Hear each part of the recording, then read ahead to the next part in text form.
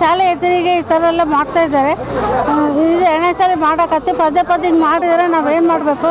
ನಮ್ಮ ಅಂಗನವಾಡಿಗೆ ಮಕ್ಕಳೇ ಬರ್ತಾ ಇಲ್ಲ, ಭಯ ಬೀಳ್ತಿದ್ದಾರೆ, ಜನರು ಭಯ ಬೀಳ್ತಿದ್ದಾರೆ, ಮಕ್ಕಳ ತಾಯಿಯರು ಕೂಡ ಭಯ ಬೀಳ್ತಿದ್ದಾರೆ ಕಳ್ಸೋಕ್ಕೆ.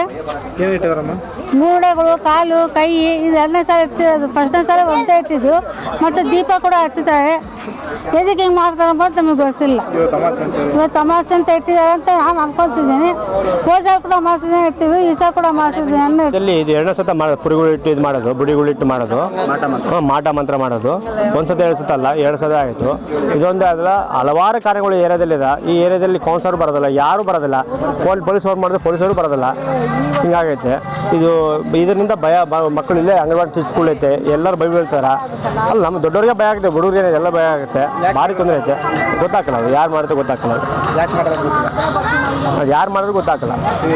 ಇದು ಎರಡನೇ ಸತ ಮಾಡಕ ಇದೇ ತೊಂದರೆ ಆಗಿದ್ರೆ ಹೆಂಗೆ ಭಯ ಬೀಳ್ತಾರೆ. ನಮಗೂ ಭಯನೇ ಅಲ್ಲ, ಯಾರಿಗೆಲ್ಲೂ ಭಯನೇ. ಮಾಟ ಮಾತ್ರ ಮಾಡಿದ್ರೆ ಭಯನೇ ಅಲ್ಲ.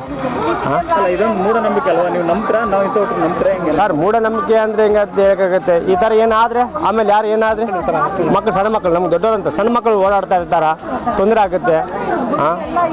ಭಾರಿ ಕಷ್ಟ ಅಲ್ವಾ ಇದೆಲ್ಲ ಆದರೆ ಗಿಡ.